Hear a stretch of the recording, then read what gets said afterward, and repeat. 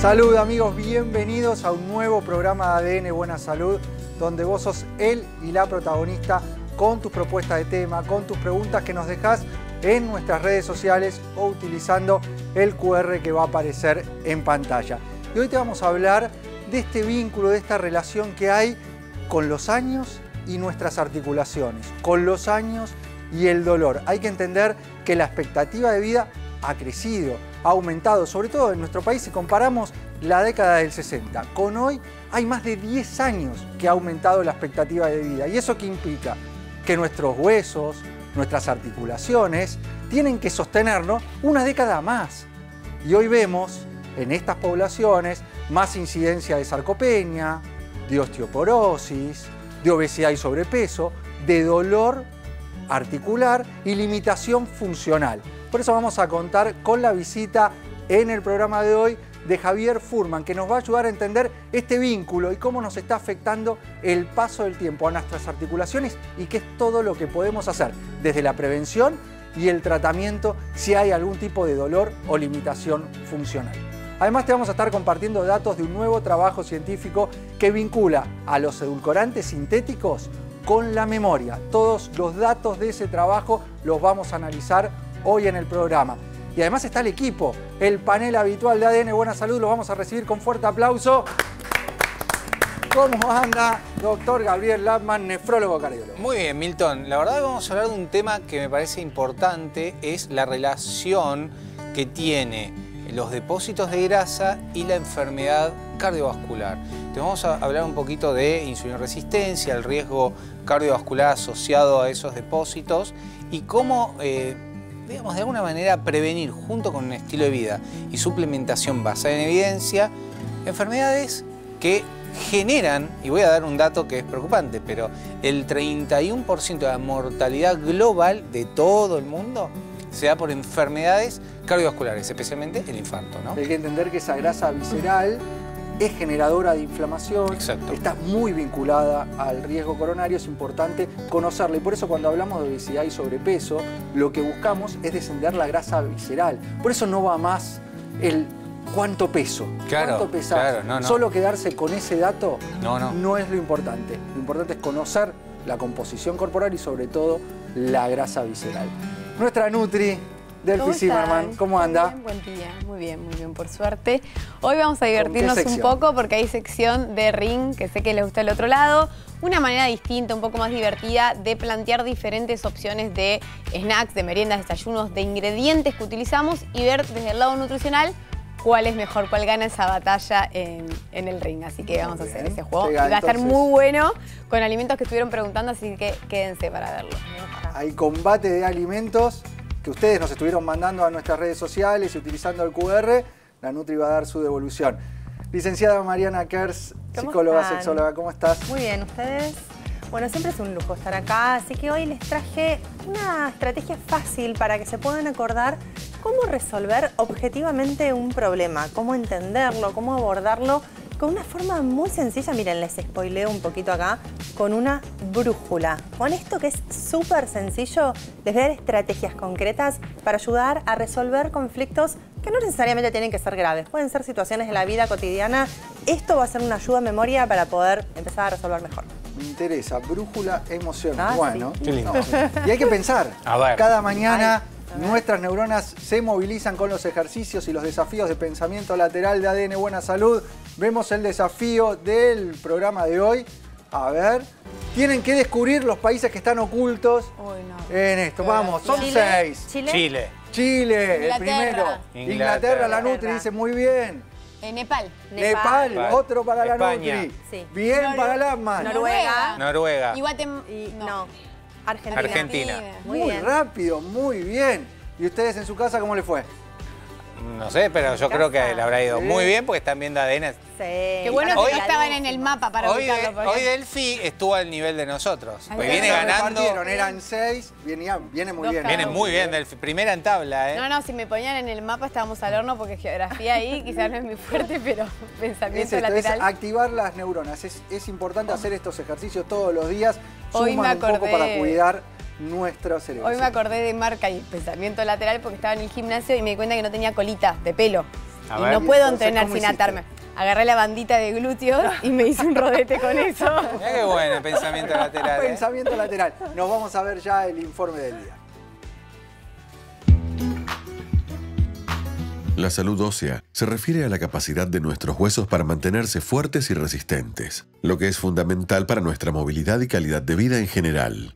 Los huesos están en constante cambio y es importante mantenerlos saludables a través de una dieta equilibrada, ejercicio regular y un estilo de vida saludable. La buena salud de los huesos nos permite movernos con libertad y realizar actividades diarias sin dolor ni limitaciones. Los huesos también juegan un papel importante en la protección de nuestros órganos internos y en la producción de células sanguíneas. Algunos consejos para mantener la salud ósea son: consumir alimentos ricos en calcio y vitamina D, hacer ejercicio regularmente, evitar el tabaco y el consumo excesivo de alcohol y realizarse chequeos regulares. Para desarrollar este tema contamos con la visita de Javier Furman, kinesiólogo y fisioterapeuta, máster en salud integral.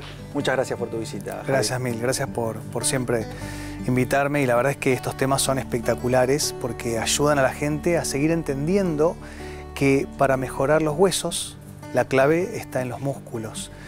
Es algo que vos venías diciendo recién, que la sarcopenia, que es la pérdida progresiva de la masa muscular, es inaceptable. Cuando hablamos de pérdida de hueso, hablamos de pérdida de salud directamente. Entonces, si queremos empezar a hablar de los huesos, podemos hablar de osteopenia, osteoporosis, que es la propia desmineralización de los huesos en diferentes medidas, pero se puede ir midiendo, se debe ir midiendo.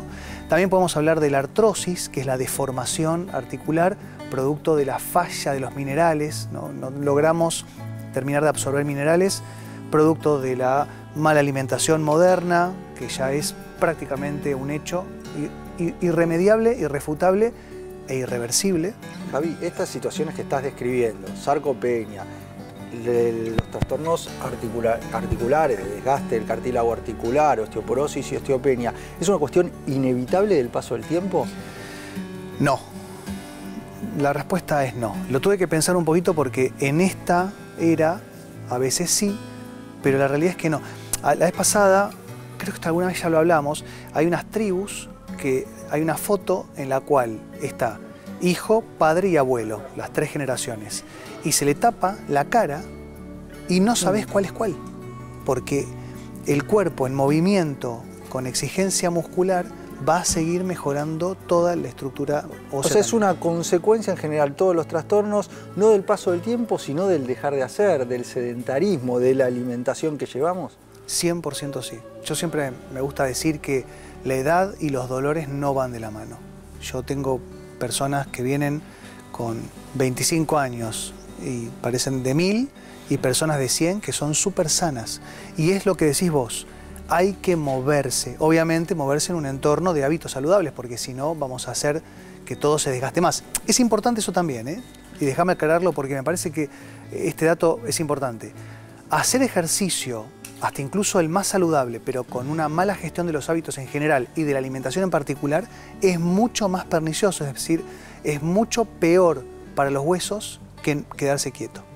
Y las técnicas a desarrollar también en los ejercicios, muchas veces vemos, y lo verás, dolores asociados a malos movimientos, y es una cuestión frecuente vinculada en quien va a hacer deporte quizás sin un asesoramiento o sin adecuar ese ejercicio a su situación particular, a su molestia o trastorno que tiene de base. Bueno, si vos lo pensás en los deportes, la técnica es completamente, tiene que ser perfecta y es necesaria para que no haya lesiones. Si no estamos bien cuidados, si no tenemos una buena técnica y nos mandamos al gimnasio, antes yo me acuerdo cuando trabajábamos en el CENAR y le dábamos los platos de pasta a los deportistas y le decíamos, come un buen plato de pasta y después anda a jugar un buen partido de fútbol, y se volvían lesionados. Entonces decíamos, bueno, come más pasta todavía. Y ahora se entendió que no, que es al revés, que hay que entender que la nutrición viene después del ejercicio físico con una técnica perfecta. Le voy a dar lugar al equipo que se sume con preguntas. Te va a saludar el doctor Gabriel Lampman. Un gusto siempre, Javier, escucharte. El tema de que mucha gente para las articulaciones se hace este shot de cúrcuma, jengibre, pimienta, Y la evidencia científica va más hacia los curcuminoides, ¿no? Lo que es la curcumina fitosomada. Pero mucha gente sigue haciendo estos shots creyendo que va a tener la absorción al 100% para mejorar sus huesos. Siempre viene el paciente y dice, me tomo un shot a la mañana de cúrcuma, jengibre, pimienta para mejorar los huesos. ¿Puedes desmitificar un poco y orientar un poco a la gente cómo sería esto los curcuminoides y el agregado, por ejemplo, de algún suplemento para mejorar la salud ósea, ¿no? Bueno, lo que hablábamos un poco la vez pasada, Gaby, que tiene que ver con que uno sube contenido a veces a redes y dice, bueno, agua con limón, agua con jengibre, claro, agua con cúrcuma. Y la gente le encanta porque lo tiene a la mano. Y está bien que así sea, no tengo nada en contra de eso, pero hay que entender que si no tenemos un intestino sano, los shots hasta incluso nos pueden hacer peor, porque el cuerpo no sabe qué hacer. Entonces, si nosotros podemos tener un preparado ya, sobre todo diseñado para que la mayoría de la gente lo pueda absorber y eso utilizarlo después para mejorar los huesos, las articulaciones, los músculos y todo el organismo en general, va a ser mucho más, se llama biodisponible, es decir, se va a absorber mejor, lo vamos a poder utilizar mejor y sobre todo vamos a poder mejorar la calidad de vida visualmente, no solamente tomando estas cuestiones mágicas. En cuanto a suplementación que mencionaba Gaby, y lo hemos desarrollado en el programa y lo hemos visto en distintos ensayos y estudios que se han publicado, cómo el aporte de esa curcumina protegida o curcumina fitosomada que está presente en nuestro país en lo que fue el desarrollo en el cual participaste de Benelta Flex, el impacto que tiene en mejorar la movilidad, la flexibilidad de las personas con dolor, con artrosis, con determinadas situaciones que generan realmente una limitación y que muchas veces los terminan llevando al no moverse, que dijimos que no es el camino. ¿Cómo tiene un impacto positivo ese agregado de Benelta en la movilidad y en calmar el dolor, en bajar el dolor que frecuentemente está asociado? Es que no lo vamos a poder utilizar si no. Yo me considero mucha experiencia brindando suplementos a las personas para mejorar su calidad de vida y siempre combinamos, ¿no? Siempre vamos combinando lo que cada persona individualmente necesita, porque si no se transforman en coleccionistas de suplementos, que tampoco es la idea. La realidad es que la cúrcuma, muchas veces me dice la gente, no, se la pongo en la comida, sí, pero se la ponen a la pizza, por ejemplo. O me compro la cúrcuma esa barata que no tiene buena función, o hasta incluso, perdón, sí. O hasta incluso también muchas veces se utiliza la cúrcuma liposomal o liposomada, que tiene buena llegada. Ahora, la cúrcuma fitosomada me ha dado resultado a mí. Yo tengo una estadística con gente que yo he atendido y le dije, vamos a hacer esto para vos y me vas a contar en 30 días cómo te sentís. Y yo vi como Benelta Flex tuvo otro impacto. La gente está con menos dolor, modulando correctamente la inflamación y sobre todo mejorando las estructuras de los huesos y las articulaciones de una manera realmente gratamente sorprendente para mí. Y este desarrollo, lo que se ha visto también, a mí entre las cosas que más me impactan, más allá de que uno ve cómo recuperan movilidad, flexibilidad, cómo calma el dolor, es que genera como contrapartida que se utilicen menos de los analgésicos tradicionales, que si bien son nobles, el tema es en el largo plazo los daños que pueden tener los habituales antiinflamatorios. A ver, yo ahí no voy a entrar, por supuesto, porque estamos hablando de medicación, tanto sí, bueno, vos como Gaby lo pueden decir tranquilamente, pero la realidad es que esto se va acumulando y nadie va a negar que en ciertos momentos de la vida son 100% necesarios, porque a veces hay dolores que son invalidantes y nadie quiere sufrir. También tenemos que aprender a sufrir en cierta forma, no estoy diciendo de una manera masoquista, pero de cierta manera tenemos que entender que el dolor forma parte de la vida. Pero a mí, sobre todo, lo que me gusta de Benelta Flex es que va a actuar no solamente en la modulación de la inflamación y el dolor, sino que también aporta una velocidad a la regeneración. No es lo mismo tapar que acelerar la regeneración y la reparación de los tejidos. ¿Cómo es eso? A ver, expliquémoslo. Las etapas son, primero viene el dolor. Cuando tenemos alguna cuestión en el cuerpo, ya sea por un golpe, un traumatismo o hasta incluso la vida misma, vamos a tener dolor, que debería durar 3 días. Y acá es donde todo el mundo me dice, no, pará, yo hace 3 años que tengo dolor. No, 3 días. Después del dolor, debería eso irse fisiológicamente, idealmente, no se enojen, no sé, le veo la cara a Gaby, no se enojen. Idealmente el dolor debería irse para darle lugar a la inflamación. Que la inflamación por sí no genera tanto dolor. Y eso se autolimita a 2, 4 semanas. Ahora nosotros hablamos de dolor crónico, ¿no? Tengo un dolor crónico. Y hasta incluso del lado del guardapolvo blanco decimos, y bueno, dolor crónico, y ya le ponemos el rótulo. A mí me gusta decir dolor persistente. Benelta Flex, con su fórmula de cúrcuma fitosomada, en combinación con el activador. La cúrcuma tiene que ir activada con extracto de pimienta negra, más la vitamina C quelatada, que es una vitamina C superpoderosa, va a hacer que este proceso de retirada de dolor y la inflamación reparatoria, si existe la palabra, una inflamación que repara, se haga en tiempo y forma, cada uno como pueda, pero sí acelerado. Javi, tenemos que ir dándole un cierre a la entrevista, pero me gustaría tu mensaje final a esas personas que están con ese dolor persistente y que dicen, ya no sé qué hacer, esto no lo puedo controlar, me está controlando el dolor mi vida. Sí, de hecho, mucha gente me dice, estoy con depresión. Entonces yo le pregunto, ¿pero tenés dolor aumentado? O sea, ¿tenés una percepción elevada del dolor por la depresión? No, no, no. Me dice, vos me sacás el dolor y yo soy feliz de nuevo. Hay que ver, pero más allá de eso, el movimiento. No existe ninguna persona que yo conozca que se le fue el dolor estando en la cama, estando en el sofá, estando quieta.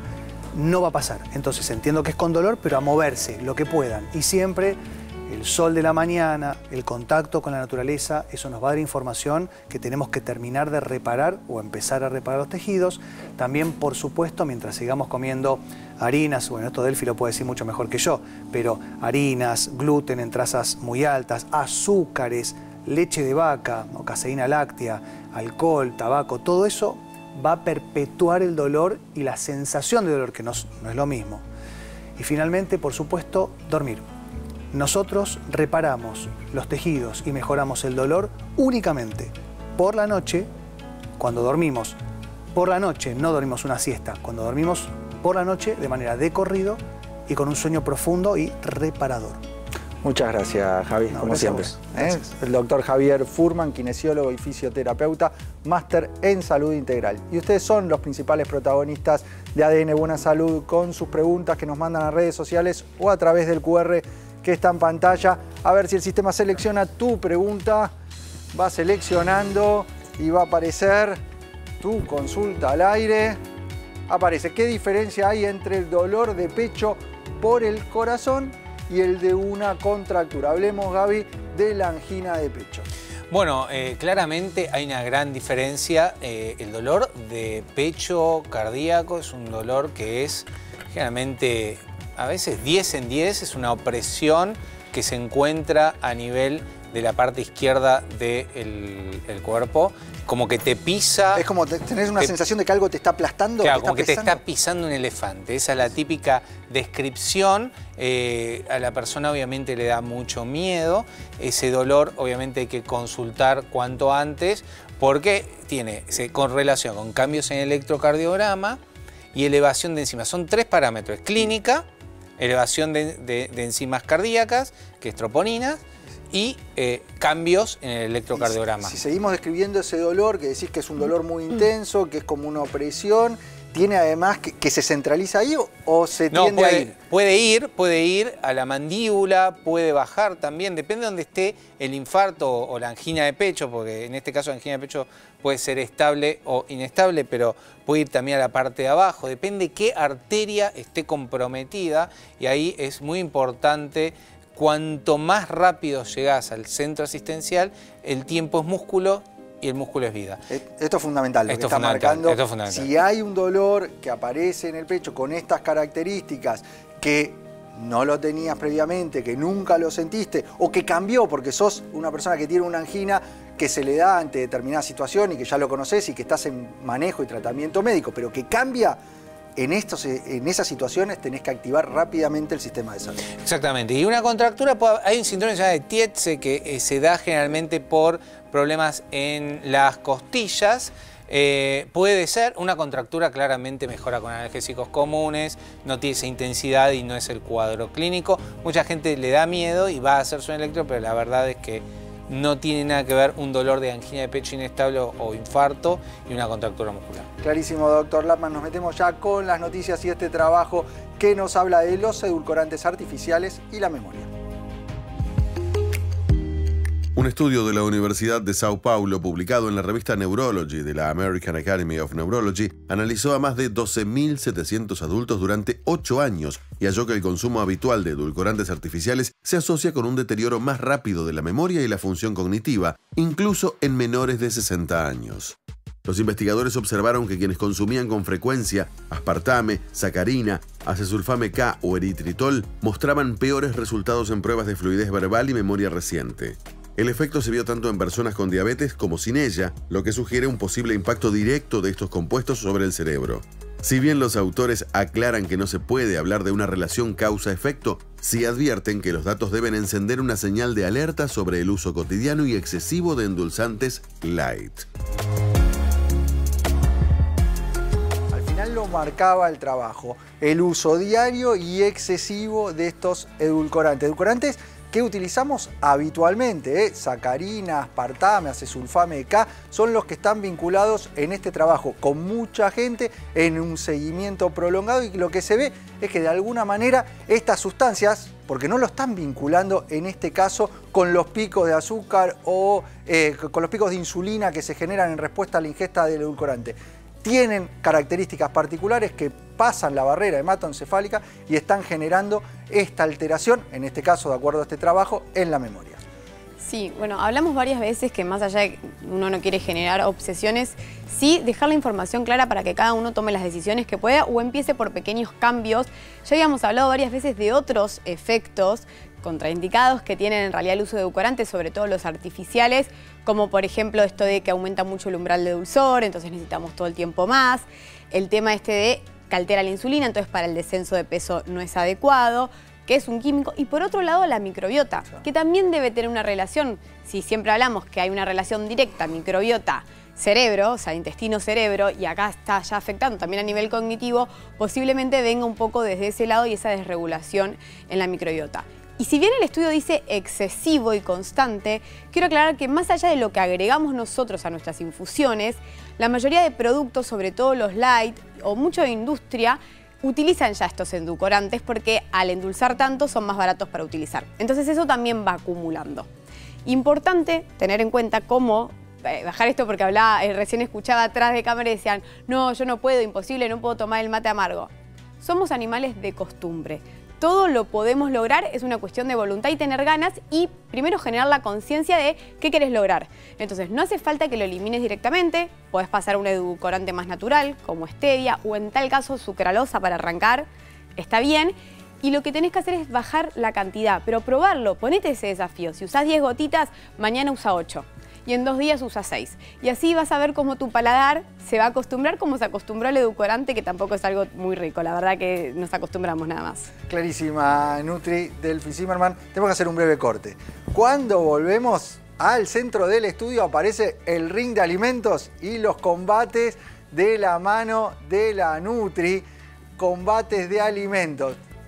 Se ponen en juego y vamos a ver cuál es más saludable. El doctor Gabriel Lapman nos va a hablar de la grasa visceral y el riesgo coronario, cómo se vinculan, qué rol tiene la inflamación en todo esto. Y la licenciada Mariana Kers nos trae la brújula emocional, una ayuda para resolver los problemas. Breve corte y enseguida volvemos con mucho más ADN Buena Salud.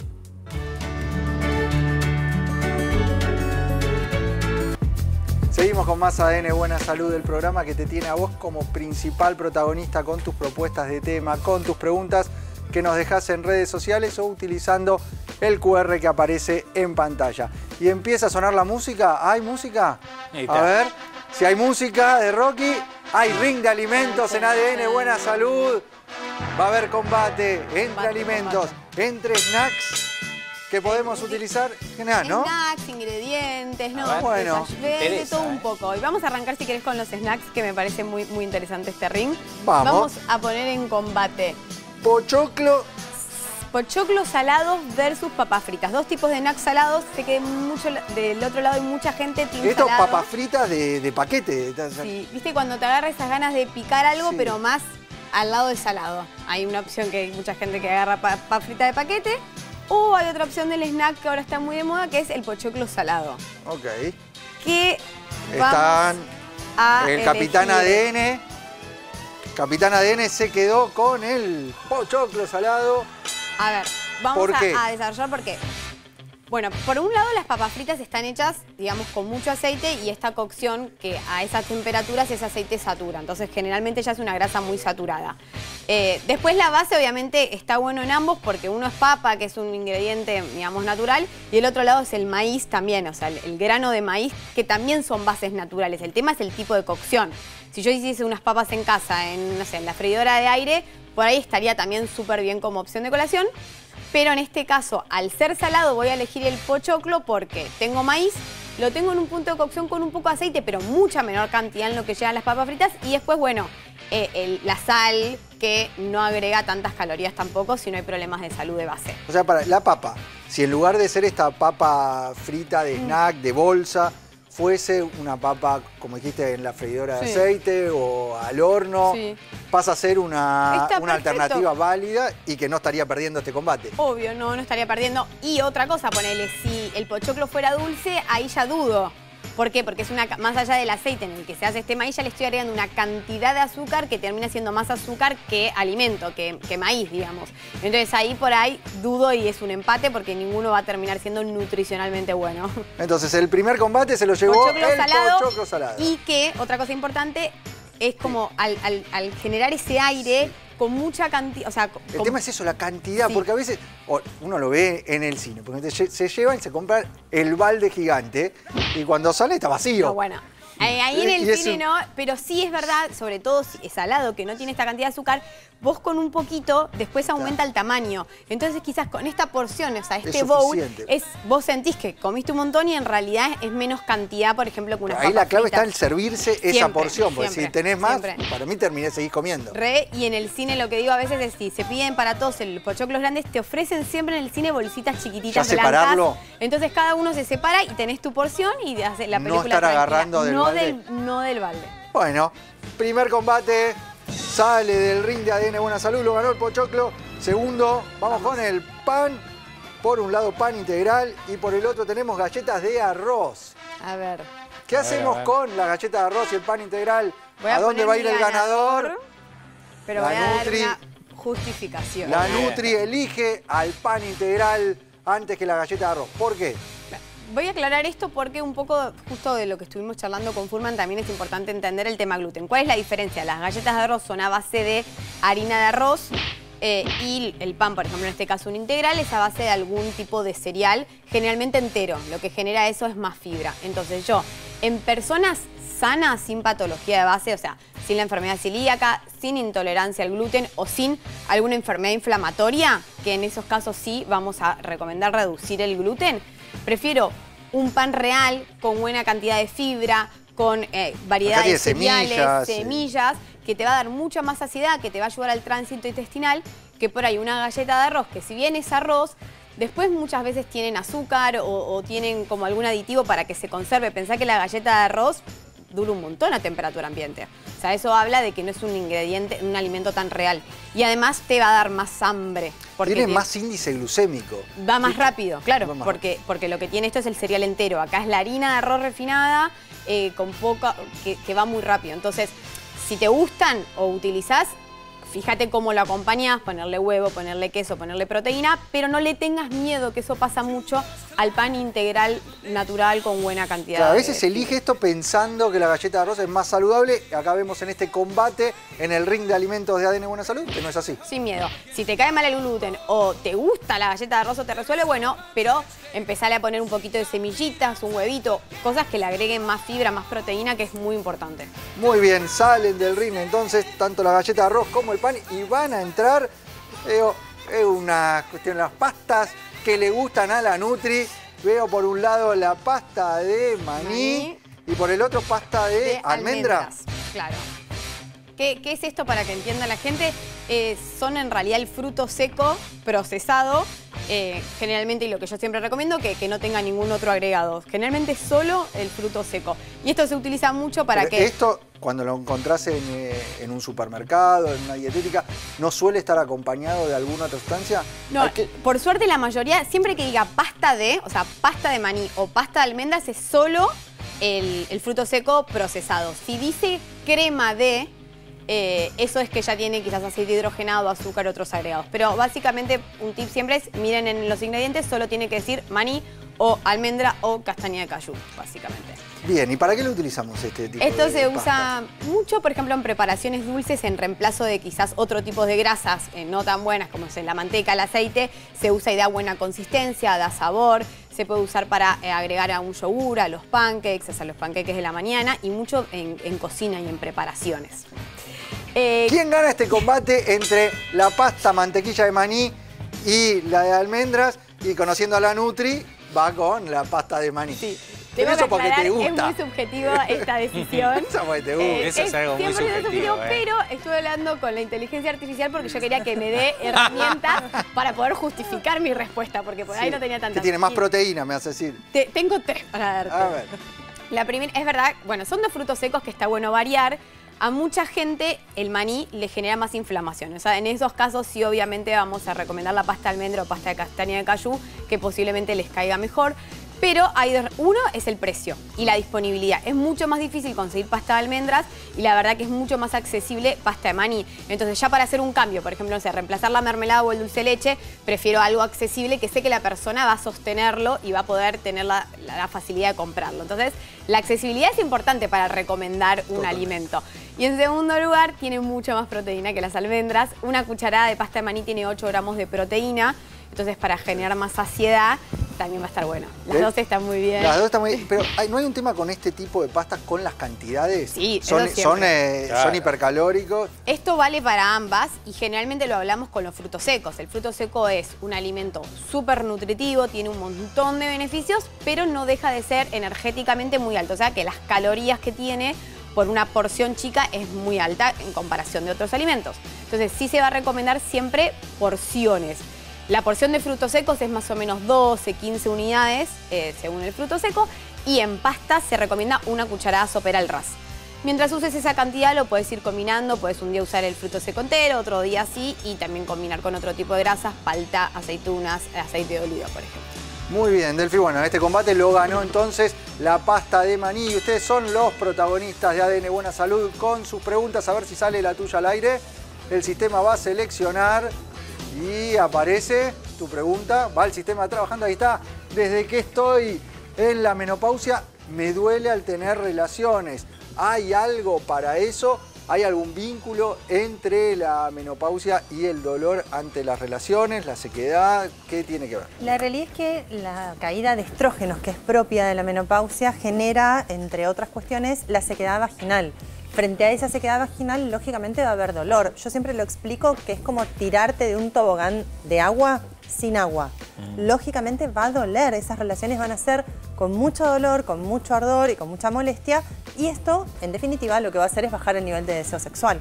Entonces, lo primero que tenemos que hacer es una evaluación con ginecología integral, de manera de tener un panorama más claro de esa situación, si efectivamente se debe a esto, si tiene que ver con un trastorno de la excitación, que quizás no tiene relación directa con la menopausia, sino con la manera en la que te excitás, si sos cortejada, si sos conquistada, o si tienen relaciones de una forma que quizás en este momento de tu vida tu cuerpo no puede reaccionar igual que hace 20 años atrás con la misma lubricación, por ejemplo. Todo esto hay que integrarlo de alguna manera y hay que poner la lupa.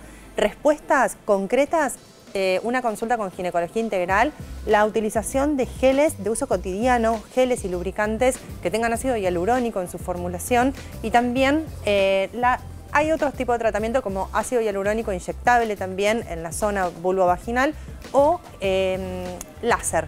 Esto todo para evaluar, todo para considerar, y eventualmente una consulta con sexología para ver qué otras estrategias hay, porque este es un panorama que, si bien es claro y característico de la menopausia, también hay otros recursos desde el erotismo que también se pueden utilizar como para activar un poco mejor. Muchas gracias, Mariana Kers. Y vamos a hablar de la asociación entre la grasa visceral y el riesgo cardiovascular. Vamos al centro del estudio, doctor Landman, a desarrollar este tema tan importante, porque cuando hablamos de ese vínculo entre obesidad y sobrepeso con el evento cardiovascular, en realidad lo que estamos hablando es de la grasa oculta, la grasa visceral, que se relaciona directamente con nuestra salud cardiovascular. Bueno, vos sabés, el estudio Framingham, el estudio Interheart, asocia a factores de riesgo y eventos cardiovasculares. A mayor cantidad, o sea, vamos sumando, digamos, factores de riesgo, más chance tenemos, porcentaje, de desarrollar una enfermedad cardiovascular a 10 años. Y vos sabés que la dislipemia y la obesidad, especialmente grado 2, 3, se puede asociar directamente con enfermedad coronaria. ¿Por qué? Porque claramente es una enfermedad inflamatoria que lo que hace es inflamar todo nuestro cuerpo y a su vez envejecernos prematuramente, ¿no? La obesidad y sobrepeso es una enfermedad en sí misma que abre la puerta a otras enfermedades y que habitualmente lo vemos relacionado a trastornos de lípidos, sobre todo también a lo que es el aumento de los niveles de triglicéridos en sangre, a lo que es el acúmulo de grasa a nivel hepático, la esteatosis hepática o hígado graso, y el vínculo con la enfermedad cardiovascular, con las enfermedades neurodegenerativas, con el cáncer, con todos los trastornos metabólicos, diabetes, resistencia a la insulina. Por eso es tan importante conocer este parámetro de la grasa visceral. Veamos en placa qué maneras tenemos de conocer esos niveles de grasa visceral. Tenemos distintas estrategias, distintos métodos que nos pueden ayudar a identificarla. Primero, la bioimpedancia, que bueno, es una balanza. Es una balanza que te mide no solo el peso, sino la grasa, el músculo, la cantidad de líquido que tenés, los huesos también, la masa ósea. Entonces ya está diferenciando el pesocentrismo, digamos, a la concentración de otros parámetros que son mucho más importantes que el peso en sí, ¿no? Hay balanzas hogareñas que te pueden dar y te pueden orientar en estos niveles, pero sobre todo hay herramientas que tienen los profesionales, las nutricionistas, los médicos que hacen nutrición, que tienen este tipo de balanzas más exactas para hablarnos de esa composición corporal. Hay otros tipos de métodos, como el tomar distintos pliegues. Los pliegues son un indicador de niveles de grasa visceral. Hay una densitometría que se conoce como DEXA. Que es el gol estándar para medir realmente los niveles de grasa visceral. Hay estrategias más sencillas que vos podés hacer en tu casa con un centímetro casero. Exactamente. Ese centímetro que tenés ahí lo puedes agarrar ahora y a la altura del ombligo medirlo, brazos tendidos, parada, a la altura del ombligo, y con eso te va a dar un valor. Y ese valor que te dé va a estar relacionada a la existencia de riesgo o no. Acá tenemos los valores. En hombres, lo ideal es que sea menos de 90 centímetros. ¿Cuándo hablamos de muy alto riesgo? Cuando es mayor a 102 centímetros. ¿Estamos? Entonces tenemos que tratar de que sea siempre inferior a esos 102 centímetros en el hombre. En la mujer, lo ideal es que esté cercano a los 80 centímetros.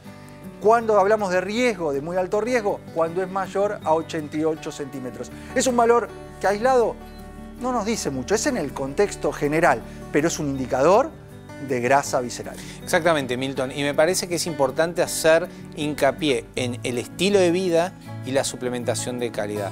Vos sabés que en una época de la vida, luego de la menopausia en las mujeres, perimenopausia, y también en la andropausia, luego de los 40 a los hombres, les cuesta mucho y esto es hiper frecuente, es lo más frecuente que vemos. Tenemos que sumar... Pero, Gaby, acá en esto lo que está marcando todos estos trabajos y lo que estamos hablando es que ese enfoque que se va a hacer para lograr controlar la obesidad y el sobrepeso tiene que estar centrado en controlar los niveles de grasa corporal. Por eso te marcamos cuáles son los métodos para conocerlo.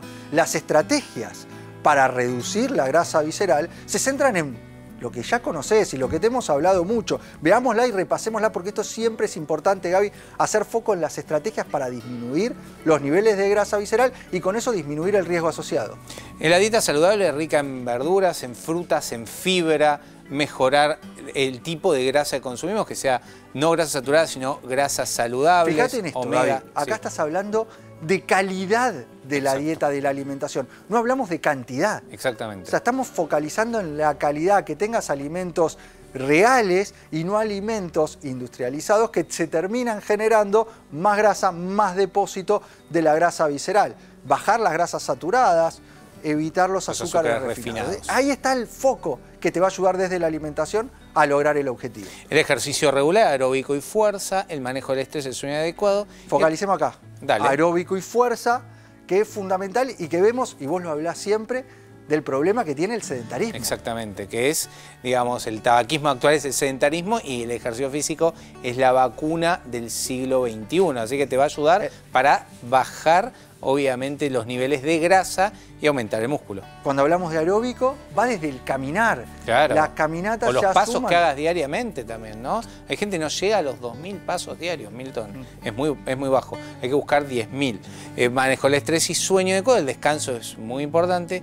Y cuando hablamos de suplementación, mirá la combinación que tenemos acá basada en evidencia. Y fíjate que está basado en lo que hablamos anteriormente, que es la inflamación, la microbiota, la insulinoresistencia.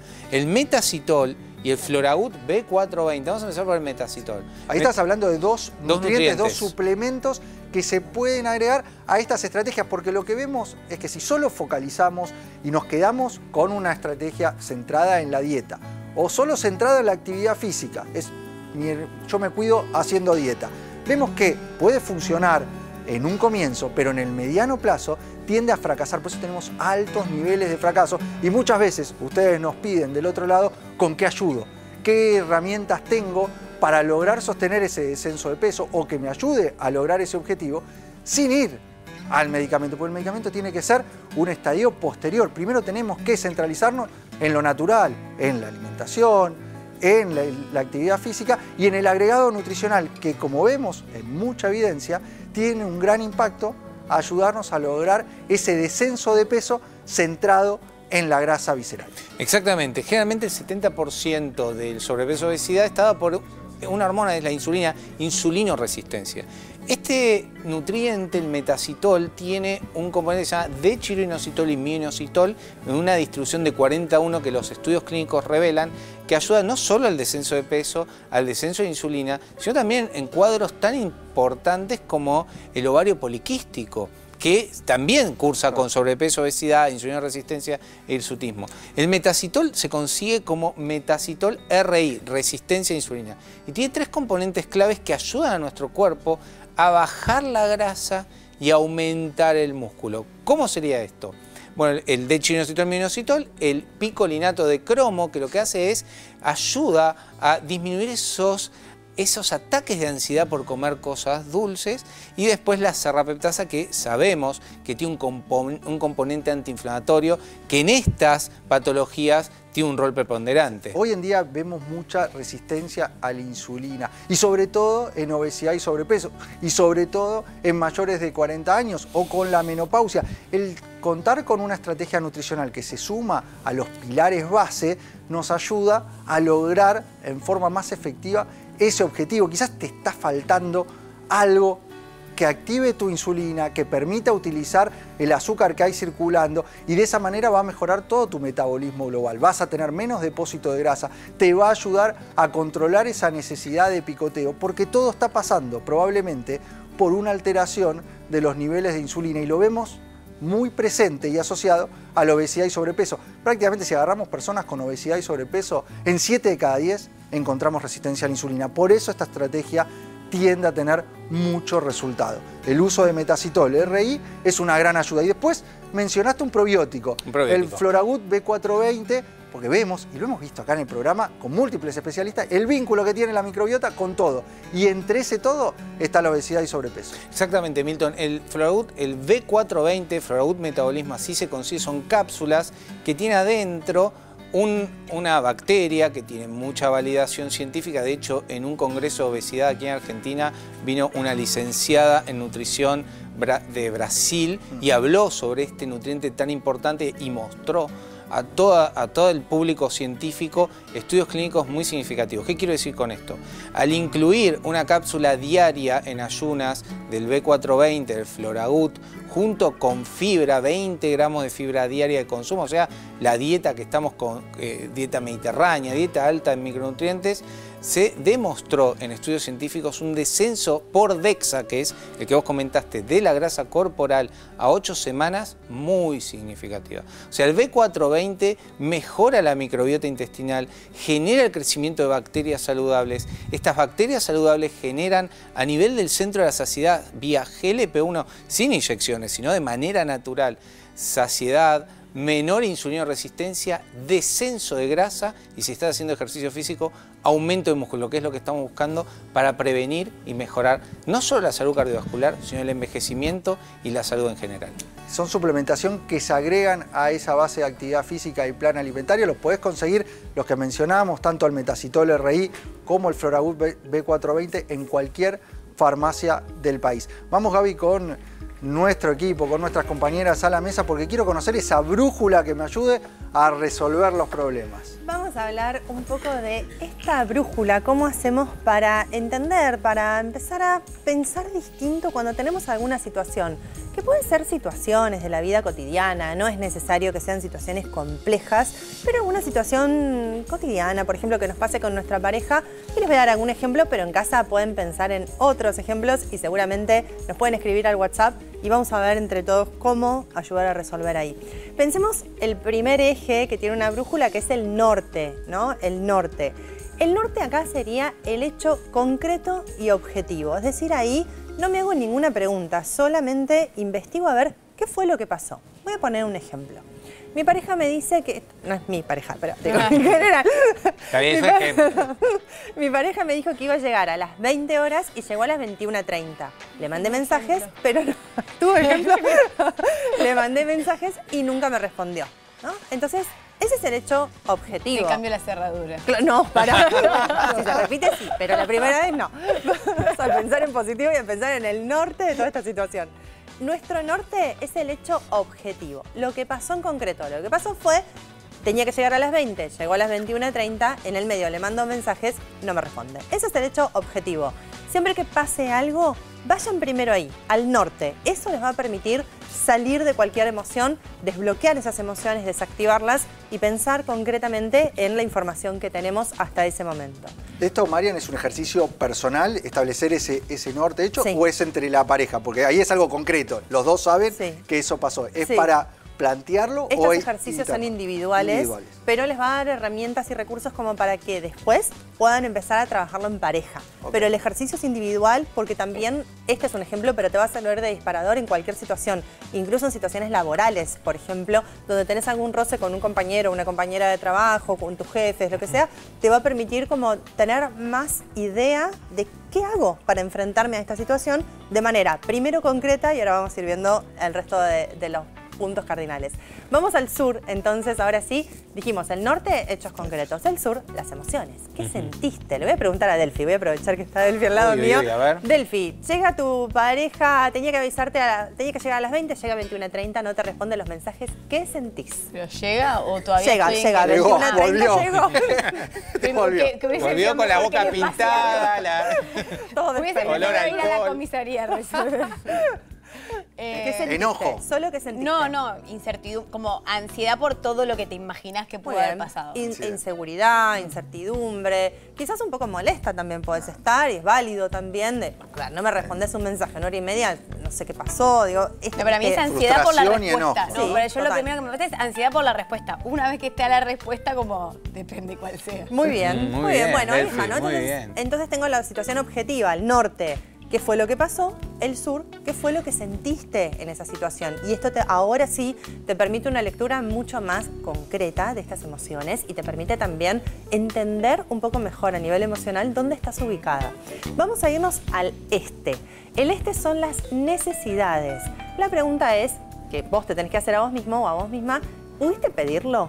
¿Hubo algo que ahí necesitabas y a lo mejor no supiste decirlo a tiempo o quizás la situación te agarró súper desprevenida y ni te esperabas que iba a pasar eso, pero pudiste anticiparle a la otra persona lo que vos necesitabas? Vuelvo al caso de Delphi. Tu pareja te dice, tengo que llegar a las 8, llega a 9:30, en el medio no responde los mensajes.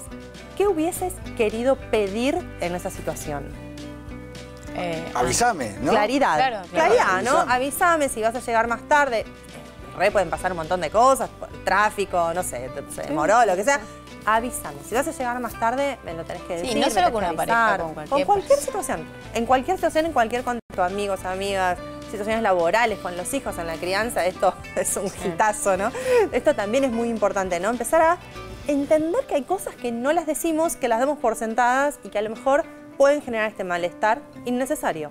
Vamos al oeste ahora sí, y en el oeste están las acciones.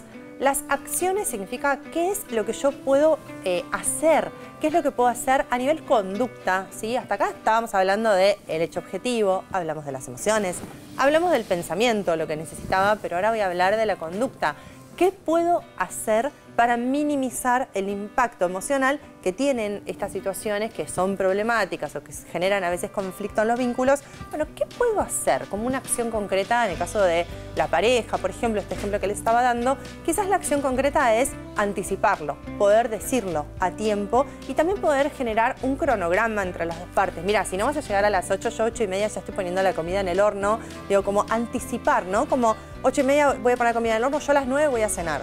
Estés, no estés, lo que sea, pero yo ya te anticipo que esto va a ser de esta manera, ¿sí? Como a nivel conducta, también incluir todo esto que estamos hablando, pero no perdamos de vista el objetivo del norte, porque el norte, que es el hecho concreto del objetivo, es lo que me va a armar un poco la brújula para poder entender en dónde estoy, qué es lo que sentí, qué emociones se sucedieron en este proceso, qué necesito que pase y qué hago con esta situación. Cuando hacemos este ejercicio ya tenemos establecido el hecho, sí, las emociones, lo que quizás nos faltó decir y ya establecimos las acciones, nos da este elemento para plantearnos y sentarnos a hablar con la pareja. Exacto, o sea, después poder transmitirlo, que es otra barrera. Absolutamente. Hago este ejercicio y lo tengo que poder comunicar. Qué difícil, y ¿no? tengo que comunicarlo bien también. Sí, y también para comunicar, ustedes ya han visto que muchas veces yo hablo de la forma de comunicar, pero siempre acuérdense de esto como clave.